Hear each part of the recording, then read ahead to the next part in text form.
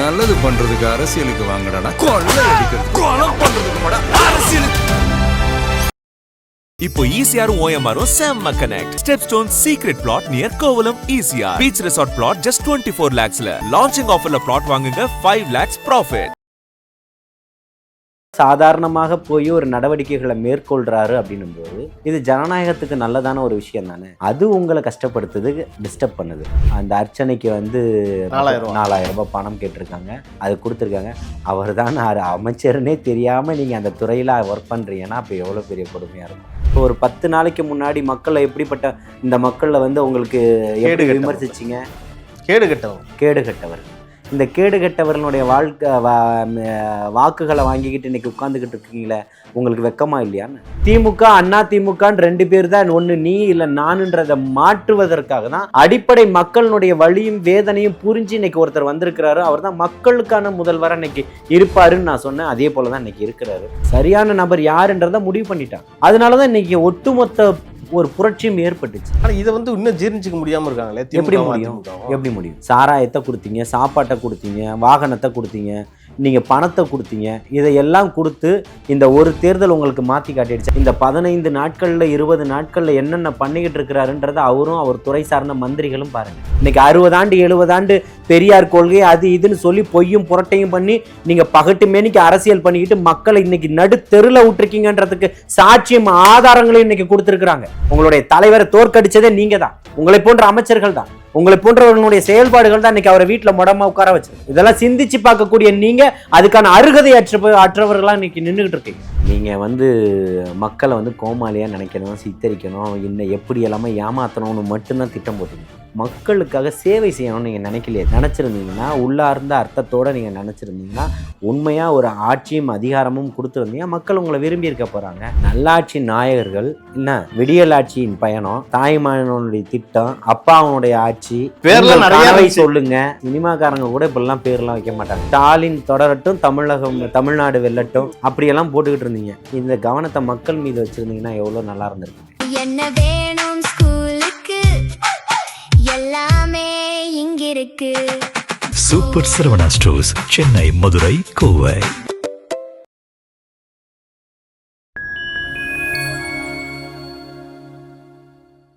Fine time நேயர்களுக்கு வணக்கம். இன்று நம்மோடு இணைந்திருப்பவர் தாவேகாவை சேர்ந்த திரு அப்துல் ஜலீல் அவர்கள். அண்ணா வணக்கம். வாழ்த்துக்கள். ஆனால் நேற்று அறநிலைத்துறை அமைச்சர் திரு ரமேஷ் அவர்கள் திருச்செந்தூர் கோயிலில் விட்டு ஆய்வுலாம் பண்ணார். பல அதிரடி நடவடிக்கைலாம் எடுத்திருக்காரு. இந்த லஞ்சம் வாங்கின அர்ச்சகர் மேலேயும் பல காவலாளிகள் மேலாம். இதை வந்து கண்டிச்சு முன்னாள் அமைச்சர் திரு அனிதா ராதாகிருஷ்ணன் கண்டனம் தெரிவிச்சிருக்காரு. என்னன்னா ஒரு அர்ச்சகர்லாம் இழிவுபடுத்துறாரு, ஒரு அமைச்சர் மாதிரி நடந்துக்க மாட்டாரு அப்படின்னு சொல்ற விஷயத்தை நீங்க எப்படி நான் பாக்குறீங்க? இல்லை, இவங்க கேட்கக்கூடிய அமைச்சர் மாதிரி அவர் நடந்துக்கல தான், அது ஒத்துக்கணும். அதாவது தார தப்பட்டையோட ஒரு 20-30 காரில் பந்தாவாக அமைச்சர் வராருன்னு வருவதற்கு ஒரு 2 மணி நேரத்துக்கு முன்னாடியே எல்லா அறிவிப்புகளும் கொடுத்து மிகப்பெரிய ஆர்ப்பாட்டங்களை நடத்தி போய் கெத்தா இறங்கலை. மன்னராட்சி முறையை வந்து வீட்டுக்கு அனுப்புவதற்காக மன்னராட்சி முறையை எதிர்த்து எளிய சாமானிய வீட்டு பிள்ளைகளை களம் காண வச்சிருக்கேன்றதில் உண்மையான முகமாக தம்பி சகோதரர் இன்னைக்கு ரமேஷ் வந்து இன்னைக்கு அமைச்சர் பொறுப்பில் இருக்கிறாரு. அது உங்களை கஷ்டப்படுத்துது, டிஸ்டர்ப் பண்ணுது இல்லையா? அவர் போயிருக்கிறாரு, சாதாரணமாக இருக்கிறாரு. அந்த அர்ச்சனைக்கு வந்து எவ்வளோ, அந்த 4000 ரூபாய் பணம் கேட்டிருக்காங்க, அது கொடுத்துருக்காங்க. அவர் தான் அமைச்சர்னே தெரியாமல் நீங்கள் அந்த துறையில் ஒர்க் பண்ணுறீங்கன்னா அப்போ எவ்வளோ பெரிய கொடுமையாக இருக்கும் இல்லையா? அப்போ அதை போல் சாதாரணமாக போய் ஒரு நடவடிக்கைகளை மேற்கொள்கிறாரு அப்படின்னும் போது இது ஜனநாயகத்துக்கு நல்லதான ஒரு விஷயம் தானே. அதை பார்த்து அதெல்லாம் நீங்கள் பண்ணலைன்றது தான் இன்றைக்கி நீங்கள்லாம் வீட்டில் உட்காந்துக்கிட்டு இருக்கீங்க. இன்க்ளூடிங் உங்கள் தலைவரையும் நீங்கள் சேர்த்து உட்கார வச்சுட்டீங்க. உங்களை போன்ற சரியான ஒரு அணுகுமுறைகள் இல்லாதது தான் மக்களிடத்தில் போய் சேரலை. நீங்கள் வந்து கடந்த காலங்களில் இல்லை, இப்போ ஒரு 10 நாளைக்கு முன்னாடி மக்களை எப்படிப்பட்ட இந்த மக்களில் வந்து உங்களுக்கு எப்படி விமர்சிச்சிங்க? கேடு கட்டவர்கள். இந்த கேடு கட்டவர்களுடைய வாக்குகளை வாங்கிக்கிட்டு இன்னைக்கு உட்காந்துக்கிட்டு இருக்கீங்களே, உங்களுக்கு வெக்கமா இல்லையான்னு? இப்போ அவருக்கு எவ்வளோ பேர் இன்னைக்கு ஓட்டு போட்டிருக்காங்க, அவ்வளோ பேரும் கேடு கட்டவர்களா? தோல்வியை கண்டும் இன்னும் திருந்தாமலே இருக்காங்களே இவங்கள மாதிரிலாம். இல்லை, உங்களோட அதுதான் சொல்கிறேன், இந்த மனப்பான்மையை விட்டு நீங்கள் வெளியில் வராத வரைக்கும் உங்களால் திரும்ப எதுவும் வர முடியாது.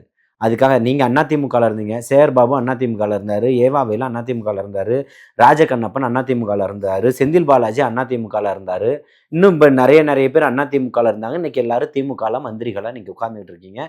இப்போவும் அதிமுகவில் இருந்து ஒருத்தர் வரப்போறாரு. ஆமா, சகவல்லாம் வந்துகிட்டு இருக்கு. ஆமா, புரியுதுங்களா? இதுதான் உங்களுக்கு வேலையா இருக்கு. யார் இங்க திமுக அதிமுகன்னு 2 பேர் தான், ஒண்ணு நீ இல்ல நானுன்றத மாற்றுவதற்காக தான் அடிப்படை மக்களுடைய வலியும் வேதனையும் புரிஞ்சு இன்னைக்கு ஒருத்தர் வந்திருக்கிறாரு. அவர் தான் மக்களுக்கான முதல்வரா இன்னைக்கு இருப்பாருன்னு நான் சொன்னேன். அதே போலதான் இன்னைக்கு இருக்கிறாரு. இவங்க திருட்டு கூட்டணி 2 பேர் சொல்லிட்டு இருந்தாங்க. இப்ப 2 பேரும் ஒண்ணு சேர்ற மாதிரி போயிட்டாங்களே, அப்படி தள்ள வச்சுட்டீங்களே. இல்ல, தள்ள வச்சது நம்ம இல்ல தேவா. திரும்பவும் சொல்றேன், சாமானிய எளிய மக்கள் தான். அதை நீங்கள் முதல்ல புரிஞ்சுக்கணும். நம்ம சேனலில் நிறைய முறை நான் வந்து நேர்காணல போய் நான் பதிவு செஞ்சுருக்கேன். நீங்கள் சொல்லக்கூடிய எடுக்கக்கூடிய இந்த ஆய்வின் அடிப்படையில் இல்லை, சாதாரண மக்கள்கிட்ட வாங்க. நீங்களே உங்களே கூப்பிட்டுருங்க, பல முறை கேமரா எடுத்துகிட்டு வரதுக்கு தயாராக. சாதாரணமாக சாலையோரத்தில் இருக்கிறவங்க, சாதாரண ஒரு வீட்டில் இருக்கக்கூடிய ஒரு பெண்மணியினுடைய நிலைமை என்ன, ஒரு சாதாரண வேலைக்கு போகக்கூடிய சகோதரியினுடைய நிலை என்ன, அவங்களுடைய மனநிலை என்னன்றதை நம்ம கேட்கலாம் அப்படின்றத நான் பலமுறை உங்கள்கிட்ட சவாலாகவே கொடுத்துருக்குறேன். அப்படிப்பட்ட மாற்றங்கள் தான் இன்னைக்கு இருந்திருக்கு. போக முடியாமல் தவிச்ச எத்தனை லட்சக்கணக்கான பேர் அன்னைக்கு கிளாம்பாக்கம் பேருந்து நிலையத்தில் பார்க்க முடிஞ்சிச்சு இல்லையா? அங்கே வந்தவங்கலாம் இல்லை எல்லாரும் ஒரே இதா, இல்லை தாவேக்கா எல்லாரையும் டிக்கெட் போட்டு அங்கே கூப்பிட்டு போயிடுச்சா? சொல்லுங்க பார்ப்போம். எல்லாருமே அங்கே மொத்தமாக போய் நிற்கிறாங்க. எல்லாரும் எதுக்கு போறாங்கன்னா தாவேக்காக்கு ஓட்டு போடுவதற்காக மட்டும். கோஷமே எழுப்புது, தாவேக்கான்னு கோஷம் எழுப்புதுங்க. இதைதான் நான் சொல்றேன். இது எப்பேற்பட்ட ஒரு மாற்றம் உங்களால உணர முடியுதா இல்லையான்னு கேட்கிறேன். எல்லாரும் ஓட்டு போடுவதற்காக நாங்க போறோம்னு சொன்னா அதனுடைய மனநிலை வேற. ஒரு ஜனநாயக கடமை ஆற்றுவதற்காக நாங்க போறோம்னு அவங்களும் ஓட்டு போட தான் போறாங்க. ஆனால் டிக்ளேர் பண்றாங்களே தெளிவா. இதுக்கு முன்னாடி அப்படி யாருமே பார்த்தது இல்லைன்னா. எந்த எலெக்ஷன் எத்தனை லட்சக்கணக்கான பேர் வெளிநாட்டுல இருந்து வந்தாங்க. அப்பா, அதெல்லாம் சொல்லவே முடியும். எல்லா ரீல்ஸ்ல போட்டு எங்க அண்ணனுக்காக தான் வரோம், லட்சமா செலவு பண்ணி வந்த காட்சியெல்லாம் பார்த்தது இல்லை. ஆமா, நான் இன்னும் கடையநல்லூர் தொகுதியில வந்து ஒரு தம்பி 1,80,000 ரூபாய் செலவு பண்ணி வந்தாரு. ஒருத்தர் 80,500 ரூபாவோ 6,000 ரூபாய் செலவு பண்ணி வந்தாரு. அந்த 1,86,000 ரூபாய் செலவு பண்ணி வந்தவர் 3 நாளைக்கு தான் லீவு கிடைச்சி வந்தாரு. அது 3 நாள் ஓட்டு போடுறதுக்கு வந்து ஓட்டு போட்டுட்டு போயிட்டாரு. ஓட்டு போட்டுட்டு நின்று என்னோட போட்டோ எடுத்துட்டு போனாரு. இந்த 86,000 ரூபாய் செலவு செய்து வந்தவர் 1 மாச விடுமுறையில வந்தாரு. எல்லாருக்கும் ஒரு மனசுல ஒரு மாற்றம் தேவைப்படுறது. விஜய் தான் கொடுக்க முடியுன்ற நம்பிக்கை உங்களுக்கு இருந்திருக்கு. சரியான ஆள் நீங்க தான்றத முடிவு செஞ்சுட்டான். சரியான நபர் யாருன்றத முடிவு பண்ணிட்டான். அதனாலதான் இன்னைக்கு ஒட்டுமொத்த ஒரு புரட்சியும் ஏற்பட்டுச்சு. ஆனா இதை வந்து இன்னும் ஜீர்ணிச்சுக்க முடியாம இருக்காங்களே. எப்படி முடியும்? சாராயத்தை கொடுத்தீங்க, சாப்பாட்டை கொடுத்தீங்க, வாகனத்தை கொடுத்தீங்க, நீங்க பணத்தை கொடுத்தீங்க. இதையெல்லாம் கொடுத்து இந்த ஒரு தேர்தல் உங்களுக்கு மாத்தி காட்டிடுச்சா? காசு பணம் கொடுத்தாலும் ஓட்டை விலை கொடுத்து வாங்க முடியாதுன்றத ஜனநாயகம் தான்றத ஜனநாயகன் வெளியில கொண்டு வந்துட்டாரா? அவரோட ஜனநாயகனை முடக்கினீங்க. ஆனா அவர் ஜனநாயகத்தை முடக்கலையே. கண்டிப்பா முடங்கி கிடந்த ஜனநாயகத்தை இன்னைக்கு தூக்கி நிறுத்திட்டாருல்ல. இதுதான் ஜனநாயகம், புரட்சி. அதை வந்து இன்னைக்கு வந்து விமர்சனம் பண்ணிட்டு இருக்காங்க. யாருன்னா எதிர்கட்சி தலைவர் கேட்டிருக்காரு, தொடர்ந்து நீங்க 20 நாள் ஆச்சு, சட்டம் ஒழுங்கு சீர்கெட்டு போச்சு, இன்னும் சோஃபா மாடல் ஆச்சு தான் நடத்திட்டு இருக்கீங்களா? அந்த சிங்கப்பெண் பாதுகாப்பு படைன்னு சொன்னீங்களே, அதுவும் காணாம போயிருச்சு அப்படின்ற ஒரு விமர்சனத்தை வச்சிருக்காரு.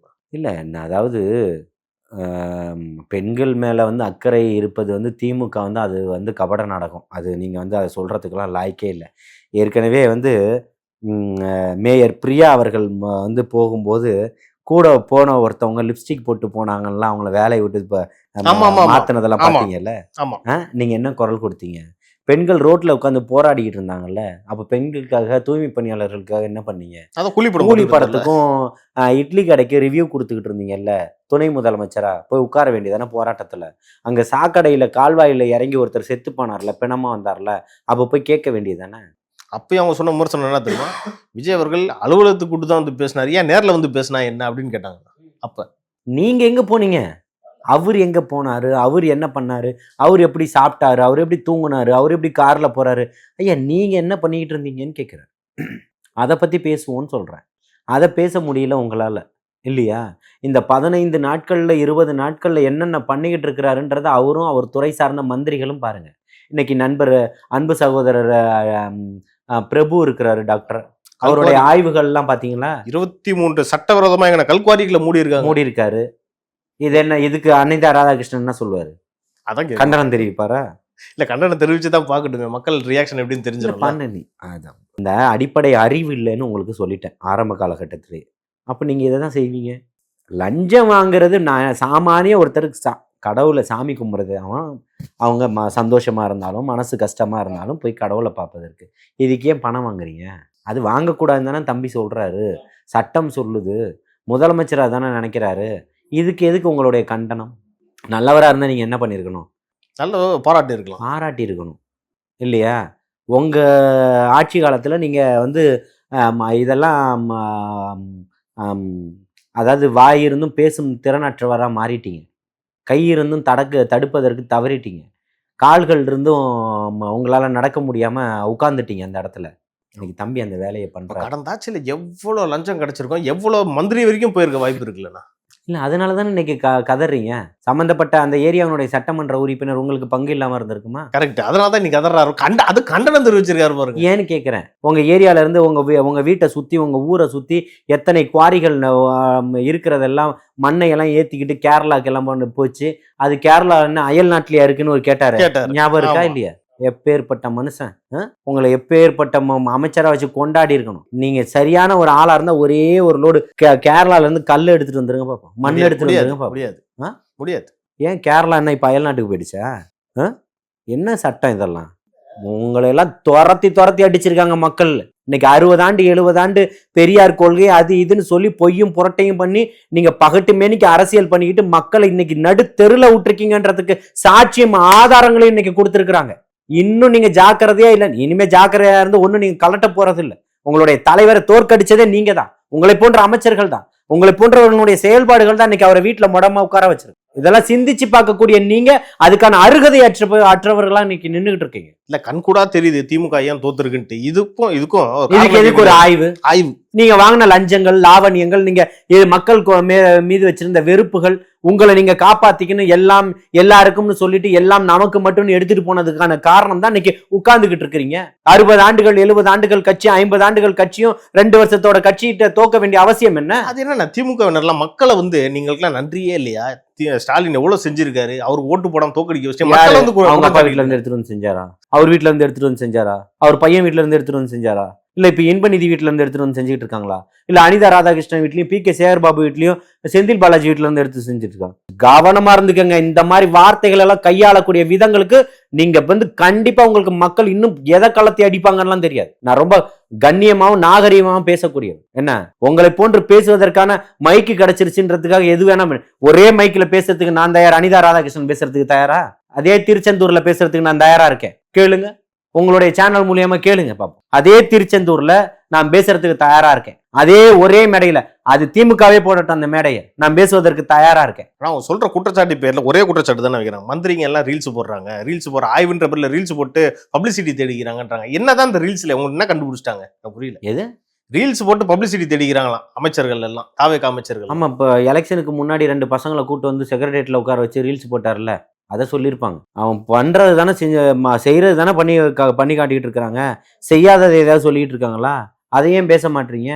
சொல்ல போனா போன ஆட்சியில் ஸ்டாலின் அவர்கள் எவ்வளவு வீடியோ போட்டிருக்காரு, எவ்வளவு ரீல்ஸ் பண்ணியிருக்காரு, அதெல்லாம் கேட்க மாட்டாங்க. ஏன் பண்ணல? கேட்கல.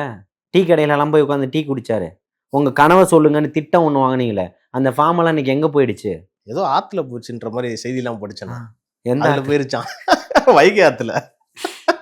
அதாவது நீங்க வந்து மக்களை வந்து கோமாளியா நினைக்கணும், சித்தரிக்கணும், இன்னும் எப்படி எல்லாமே ஏமாத்தணும்னு மட்டும்தான் திட்டம் போட்டீங்க. மக்களுக்காக சேவை செய்யணும்னு நீங்க நினைக்கலையே தேவா.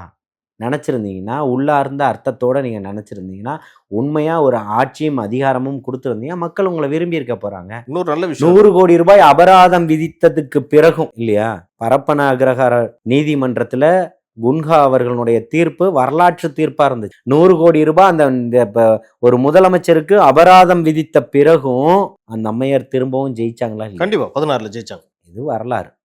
நல்லாட்சி நாயகர்கள் என்ன, விடியல் ஆட்சியின் பயணம், அப்புறம் என்ன தாய்மானவனுடைய ஆட்சியா, தாய்மானவனுடைய திட்டம், அப்பாவனுடைய ஆட்சி, என்னென்னோ பேர்லாம் நிறைய சொல்லுங்க.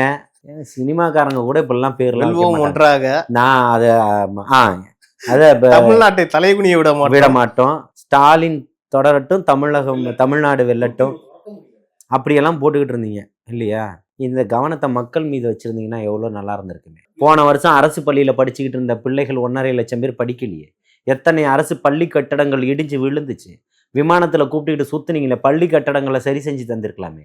நீங்கள் செஞ்சு வச்சிருக்கிறது, தரமாக ஆக்கி வச்சிருக்கிறது, எல்லா பள்ளிகளும் கல்வி நிலையங்களும் தரமாக இருக்கணும்ன்றதான் எங்களுடைய ஆசை. நீங்கள் எதையோ ஒன்றை செஞ்சுட்டு கணக்கான பள்ளிக்கூடங்களை விடும்போது அது தேவையில்லைங்க. ஒரு அரசுல பணி செய்யக்கூட ஒரு ஆசிரியை, ஒரு அம்மா வந்து சொந்த பணத்தை போட்டு அவங்க அந்த பள்ளிக்கூடத்தை அவங்க வந்து மேம்படுத்துறாங்க. அது அவங்களுக்கு தேவையில்லாத வேலை இருந்தாலும் செய்கிறாங்கல்ல. ஏன் அவங்க செஞ்சாங்க? மேம்படுத்திருக்கணுமா இல்லையா அரசாங்கம்? ஏன் செய்யலை? அவங்கள பாராட்டுறோம், இதெல்லாம் கொடுக்குறோம், அதெல்லாம் வேற விஷயம். சிதிலம் அடையக்கூடிய அளவுக்கு விட்டது யாரு? ஆனால் நீங்கள் இப்படி சொல்லிட்டீங்க. ஆனால் கல்வியில் சிறந்த தமிழ்நாடுன்ட்டு நடிகர்லாம் கூப்பிட்டு விழாலாம் எடுத்தாங்களே. நடிகரை கூப்பிட்டு கல்வியில் சிறந்த தமிழ்நாடுன்னு சொல்லி கல்வியாளர்களை கூப்பிட்டு நடத்தணுமா, சினிமாக்காரங்களை கூப்பிட்டு நடத்தணும்? கல்வியாளர் தான். சயின்டிஸ்ட் ஏன் வரல? யாரும் வரல. இல்லை அவங்களுக்கு தெரிஞ்சிருக்குமோ நம்ம இந்த ஆட்சியில் கல்வி உண்மையிலே நல்லா இருக்கும். என்ன நினச்சிட்டாங்க, சினிமாவில் இருக்கக்கூடிய முகத்தை கொண்டு வந்து காட்டிட்டா இதெல்லாம் எல்லாமே மாறிடும் அப்படின்றதெல்லாம் நினச்சிட்டாங்க. அதெல்லாம் இல்லைன்றதெல்லாம் மிகப்பெரிய ஒரு மாற்றத்தை காட்டிட்டு போயிட்டார். கண்டிப்பாண்ணா, உண்மையிலே ஒரு பெரிய புரட்சி தான். இப்போ கூட வந்து பார்த்தீங்கன்னா திருச்சி கிழக்கில் திரு விஜய் அவர்கள் ராஜினாமா பண்ணிட்டாரு.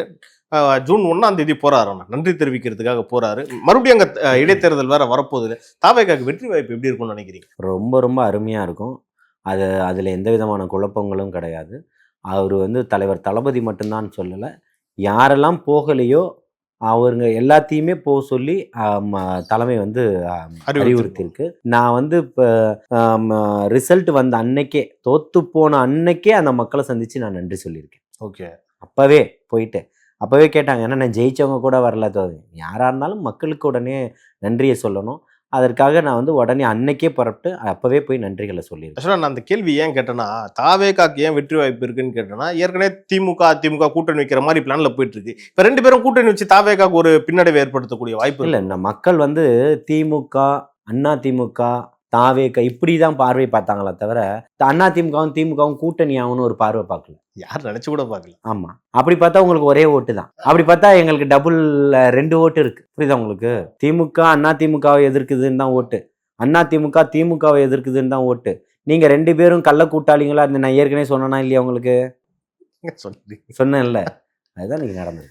ஓகே, இப்போ இன்னொரு விஷயம் பார்த்தீங்கன்னா, இப்போ சமீபத்தில் வந்திருக்கக்கூடிய செய்தி என்னன்னா, கடந்த ஆட்சி காலத்தில் டெண்டரில் பல முறைகேடுகள் நடந்திருக்கு. அது எல்லாமே ஆய்வு பண்ணுறதுக்கு இப்போ ஒரு குழு போட்டிருக்காங்கண்ணா. உண்மையிலே சூப்பர் விஷயம்ண்ணா. இது டிரான்ஸ்பரண்டாக இருக்கணும் அந்த விஷயம். இல்லை, இப்போ வெளிப்படைத்தன்மையாக இருங்கன்னு சொன்ன தலைவர் தளபதி அவர்கள் ஆட்சி பொறுப்பை ஏற்று முதல்வர் பதவியாக ஏற்கும்போது அங்கே வந்து அதே மேடையில் சொன்னார், வெள்ளை அறிக்கை கொடுப்போம். சொன்னார்ல. ஆமாம், வெள்ளை அறிக்கை கொடுப்பது மரபல்லன்னு சொல்லி முன்னாள் முதல்வர் பேசினார். ஆனால் வெள்ளை அறிக்கைன்னு கேட்கும்போது டிஆர்பி ராஜா வெள்ளை பேப்பர் எடுத்து காட்டினார் இல்லையா? வெள்ளை அறிக்கை கொடுக்கணும்னு கடந்த காலங்களில் எடப்பாடிக்கு நெருக்கடியை கொடுத்துருக்கிறார். ஆமாம், அப்போ கொடுத்தாரு அவர். அப்போ எப்படி மரபா இருந்துச்சு அது? அவர் என்ன சொல்றாரு, இங்க இருக்கக்கூடியதை இப்போ வந்து கொதிக்கிறாங்க. இப்போ எதுக்கு வெள்ளை அறிக்கை கொடுக்குறீங்க? வெள்ளை அறிக்கை கொடுப்பதில் உங்களுக்கு என்ன பிரச்சனை? ஊழல் எல்லாம் வெளியே வந்து தெரிஞ்சிரும்ன்ற பயமோ? இருக்கிறதானே கொடுக்க போறாரு. இல்லைன்னு சொல்லி நீங்க கொடுங்க. நீங்க நல்லவர்களா இருந்தா என்ன பண்ணிருக்கணும்? போகும்போது வெள்ளை அறிக்கை கொடுத்துருக்கணும். நீங்களே கொடுத்துருக்கலாமே. நாங்க சிறப்பாக ஆட்சி செஞ்சிருக்கோம். இந்த திட்டத்தின் கீழே இன்னைக்கு கவர்மெண்ட்ல இவ்வளோ ஃபண்டு இருக்கு, வரக்கூடிய அரசு இன்னும் தெளிவா செய்யலாம். ஏற்கனவே நாங்க வரும்போது இந்த அளவுக்கு ஃபண்டு இல்லை, இப்போ வந்து ஜிடிபி லெவலை வந்து இன்க்ரீஸ் பண்ணியிருக்கோம். அதனால நீங்க திரும்பவும் வந்து நல்லபடியான ஒரு ஆட்சியை தமிழக மக்களுக்கு கொடுங்கன்னு சொல்லி நீங்க கொடுத்துருக்கலாமே, ஏன் கொடுக்கல? அவர் கொடுப்பேன்னு சொல்லியிருக்கிறாரு. இன்னும் ஒரு 2 வாரத்துல கொடுக்க போறாங்க. ஜூலை மாதம் சட்டமன்ற கூட்டத்தொடர் கூடுது, பட்ஜெட் கூட தாக்கல் பண்ண போறாங்க. அப்ப எல்லாமே கிளியரா தெரிஞ்சிடும். ஆமா, ஆனா அதுக்கு முன்னாடியே தொழில்துறை அமைச்சர் திருமதி செல்வி கீர்த்தனா அவர்கள் ஒரு ரீல்ஸ் போட்டு ஒரு கூப்பிட்டு கேட்டிருக்காங்க போல. அதை வந்து ஒரு விமர்சனம் ஆயிருக்குண்ணா. பாருங்க, ரீல்ஸ் தான் போடுறாங்க, ஒரு கேட்க கூட தெரியல அப்படின்ற ஒரு விஷயத்த கொண்டு வர சொல்றேன். அவங்க எதுவுமே பண்ணாம அதை செஞ்சிருந்தாங்கன்னா உங்களுக்கு தெரிஞ்சிருக்குமா? எல்லாத்துலேயும் வெளிப்படைத்தன்மையா சொல்றாங்களா இல்லையா? அதாவது இன்னைக்கு அமைச்சர் சகோதரி கீர்த்தனா அவர்கள் இன்னைக்கு வந்து ஒரு வெளிப்படைத்தன்மையா அதன் மூலியமாவது தெரியப்படுத்துறாரா இல்லையா? தொழில் முதலீட்டு கேட்கறாங்க. ஆமா, நீங்க அந்த மாதிரி இது வரைக்கும் என்ன பண்ணீங்க? போயிருக்காருல, அமெரிக்காவுக்கு போனாரு, ஜப்பானுக்கு போனாரு, லண்டன் போனீங்க, எல்லாம் வந்துச்சு. அந்த ஃபண்டெல்லாம் வந்து இந்த ஹார்பர்ல நிக்குது, இறக்குறதுக்கு ஆள் இல்லாம. ஷூட்டிங் இது முடிச்சுட்டு ஃப்ரீயா இருந்தீங்கன்னா சொல்லுங்க, போய் இறக்கிட்டு வந்துடும். சைக்கிள்லாம் ஓட்டினாருண்ணா. என்னன்னா இப்படி ஆயிருச்சேண்ணா? அது நீங்க சைக்கிள் ஓட்டுங்க, ராக்கெட் ஓட்டுங்க, ஏர் ஷோ நடத்துங்க. மக்கள் அதை விரும்பல. மக்களுக்கு என்ன தேவையோ அதை தான் விரும்புனாங்க. அதை நீங்கள் தரவே இல்லை. அவங்க கேட்டது F1 ஃபார்முலா ரேஸ் இல்லை, அவங்க கேட்டது ஏர் ஷோ இல்லை. என் தங்கச்சி ஒழுங்காக படிச்சுட்டு வீட்டுக்கு வரணும்னு. 2 வயசு குழந்தைய கொன்று பாலியல் ரீதியாக நீங்கள் வன்புணர்வு செஞ்சு கொல்லுவீங்கன்னு இல்லை, கஞ்சா டன்னா புடி போடணும்னு இல்லை, இதெல்லாம் பார்த்துக்கிட்டு போவாங்கன்னு நினைக்கிறீங்களா? எல்லாம் மொத்தமா வெறுப்பாய் தான் நீ காட்டிட்டாங்க எலெக்ஷன் அன்னைக்கு. ஆமாம். ஆனால் இதை பார்த்தவங்க திருந்துற மாதிரி தெரியல. நான் இன்னமும் பார்த்தீங்கன்னா நாளைக்கு தேர்தல், இன்னைக்கு கிளாம்பாக்கம் பட்ட பாடு என்னன்றதை பார்த்தீங்களா? முந்தின நாள் ராத்திரி, அதாவது ஓட்டு போட போவதற்காக நாங்கள்லாம் ஒன்றா கூடியிருக்கோன்னா அது வந்து வேற. டிவிகேக்கு தான் ஓட்டு போட போகிறோன்னு ஒரு கூட்டம் கூடியதை சொல்லிட்டு அங்கே நிற்கிது. அந்த கூட்டம் டிவிகேன்னு கோஷங்களை எழுப்புது. இதை பார்த்த அதிகாரிகள் அச்சப்பட்டு ஓடுறீங்க அந்த இடத்த விட்டு. இன்னைக்கு அந்த அதிகாரம் எங்கே யார்கிட்ட இருக்கு? என்னுடைய தலைவன்கிட்ட இருக்கு. மக்கள் எல்லாத்தையும் கவனிச்சுக்கிட்டு தானே இருந்திருக்காங்க. நான் 2 வருஷமா பேசிட்டேன் தேவா, 2.5 ஆண்டுகளாக பேசிக்கிட்டு இருந்தேன். முதல் மாநாட்டுக்கு முன்னாடியிலேருந்தே பேசிக்கிட்டு இருக்கோம் இல்லையா? அப்போது எல்லாத்தையுமே ரொம்ப தெளிவான முறையில் நம்ம எடுத்துரைச்சிக்கிட்டு இருக்கிறோம். அப்போது அதில் எந்த குழப்பங்களும் இல்லை. அடிப்படையில் இருக்கக்கூடிய மக்கள்கிட்ட அது வந்து கூட்டம் ஓட்டா சேராது. இன்றைக்கி சேர்ந்துருச்சு, எல்லாமே சேர்ந்துருச்சு. இது ரசிகர் கூட்டம், அது வந்து அணில் குஞ்சுகள், இது வந்து விசில் அடித்தாங்க கூட்டம், இது வந்து சினிமா ரசிகர்கள் மோகம். இல்ல அரசியல்வாதி பேசுறாங்க, ஓகே, பத்திரிகையாளர் பேசுனாங்கண்ணா. நீங்க சொன்ன மாதிரி செந்தில்வேல் அவர்லாம் பேசினாரு. இன்னைக்கு அந்த அண்டா வந்து யாரு கூட உட்காந்து மெட்ரோல பயணம் பண்ணிச்சு பாத்தீங்களா? இன்னைக்கு எங்க போச்சு அந்த அண்டா? கூட்டணிக்கான அச்சாரமா? இல்ல, நான் என்ன சொல்றேன், அந்த அந்த அண்டாக்கு இன்னைக்கு மூஞ்சி எங்க நசுங்கி போய் உட்காந்துக்கிட்டு இருக்குது, எதுக்குன்னு கேட்குறேன். இன்னைக்கு அந்த பத்திரிகை தர்மம் பேசாதா? ஏன் பேசல? 23 குவாரிகளை அமைச்சர் பிரபு மூடி இருக்கிறாரு, அதை பத்தி பேசுங்க. ஏன் பேச மறுக்குது? சமூக நீதி பேனா பேசாதா? இன்னைக்கு எழுதுங்களேன் ராசா அவர்களே, ஏன் எழுத மறுக்கிறீங்க? இன்னைக்கும் எழுதுங்க. இல்ல ஒரு படி மேல போய் திமுக போட்ட பிச்சை தான் இந்த ஐடி கம்பெனி அப்படின்ற அந்த வார்த்தையெல்லாம் பயன்படுத்தினாரு. இதெல்லாம் கேவலமா இல்லையா? இல்ல, அதை தான் சொல்றேன். நீங்க உங்களுடைய, நான் கொஞ்ச நேரத்துக்கு முன்னாடி திமுகவுடைய தோல்விக்கான காரணம் யாருன்னு சொன்னேன். தெளிவா சொன்னீங்க. இவங்க தான் அங்க இருந்த சட்டமன்ற உறுப்பினர்களும் அமைச்சர்களும் உங்களுக்காக பேசின வாடகை வாய்களும் அண்டாக்களும் சொம்புக்களும் தான், பத்திரிகையாளர்கள்ன்ற பேர் போர்வையில். அப்போ நீங்கள் புரிஞ்சுக்கிட்டீங்கன்னா எல்லாரும் ஒரே நெரேட்டிவ், ஜெயிக்காதுன்னு சொன்ன அத்தனை பேருமே திமுக காரன் தான். இன்னைக்கு பல பேர் திமுகலேருந்து இந்த சைடு வரதுக்கு பிளான் பண்ணிட்டு இருக்காங்க. 100 சீட்டு வேண்டாம், 50 சீட்டு, 50 வேணாம், 20 சீட்டு, 20 வேணாம், 10 சீட்டு. அந்த வாயெல்லாம் என்ன சொல்ல சொல்றீங்க? அன்னைக்கு நம்ம 4ஆம் தேதிலாம் அவர் என்ன ஆனாருன்னே தெரியல. நான் பார்த்துருக்கணும் அவர் மூஞ்ச. எப்பா இல்லை, பசங்க எல்லாத்தையுமே கழுவி ஊற்றிட்டாங்களே. அதுக்கு அவர் சொல்கிறார், அதெல்லாம் வந்து இதெல்லாம் அரசியலில் எல்லாருமே கேட்டுக்கிட்டு தான் இருக்காங்க அப்படின்னு சொல்லிட்டு. இன்னைக்கு மக்கள் வந்து அத்தனையுமே பார்த்துக்கிட்டு தான் இருக்காங்க. உங்களுடைய நடவடிக்கைகள், உங்களுடைய எண்ணம், செயல் எல்லாத்தையுமே பார்த்துக்கிட்டு தான் இருக்காங்க.